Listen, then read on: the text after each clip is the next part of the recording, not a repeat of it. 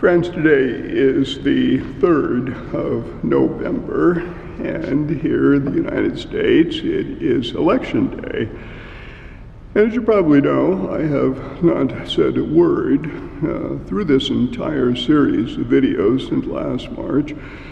Not a word about the elections, not about the candidates, not about the political parties, not about the ballot measures. I leave that to you. It is your responsibility as a citizen to make your own decisions on this.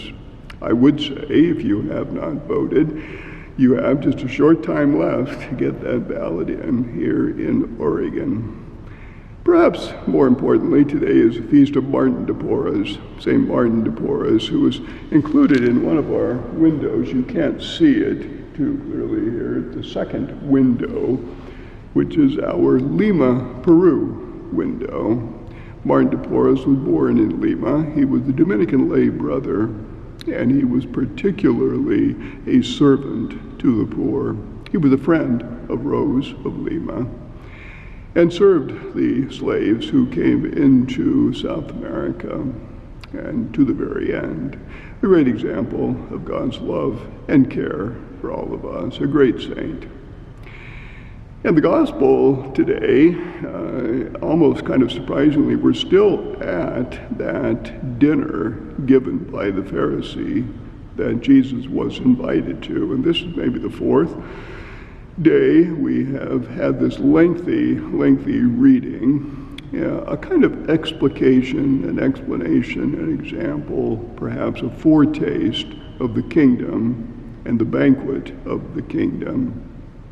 And Jesus is interrupted at the banquet with a beatitude, we might call it. It says, one of those at table with Jesus said to him, "Blessed is the one who will dine in the kingdom." Blessed is the one who will dine in the kingdom. And Jesus uses that interruption to develop his teaching on the kingdom and the banquet even further. Who is called and who responds. So he tells a parable that is similar to others that we've heard, a parable about a man giving a great dinner, and he sends his servant out to call, to gather in. And you and I are that servant. One of the most important things we do as Christians is to call others into the kingdom, call them into the church, call them into the fellowship with Jesus. So the servant is sent out to call, to gather folks in. And we, of course, are that person who is heading out. And what do we find? What do we find when we go out to call? Calling those who hunger and thirst, and there are many. But it turns out that everyone seems to have an excuse not to come, an excuse not to come. And one says that he had just purchased a field, he's going out to look at it. The second one, I purchased 5 yoke of oxen, I need to go examine them. The third, I've just married, and they all say, therefore, please consider me excused. Consider me excused. Refusal to come. And the reasons, I suppose, are typical, but the first one represents Israel who refused, the man who just purchased a field. The field is oftentimes a symbol of Israel. The second one who purchased oxen, typical. We are much more concerned about our possessions, our money, our wealth. Therefore, consider me excused. The third one seems to have a good excuse. I just got married. But in the Gospels, even family relationships are inferior to the call to the kingdom. The kingdom is superior to all things.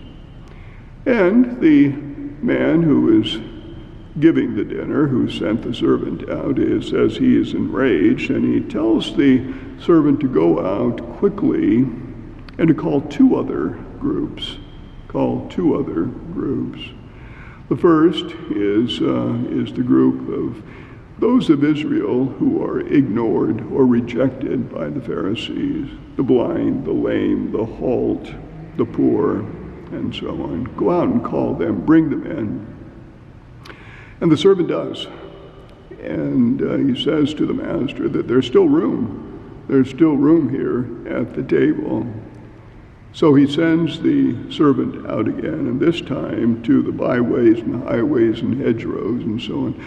In other words, to outside the community, outside. And this is the representation of the Gentiles, you and me and everybody, called to that table.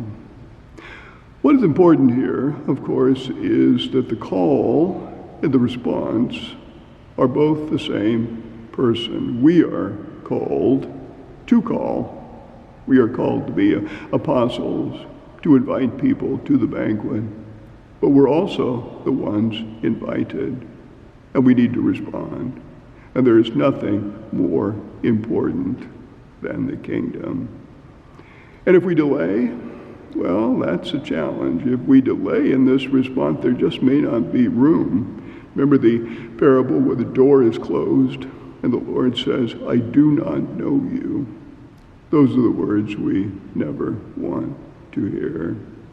What we want is to taste that banquet, the great banquet to which we are invited.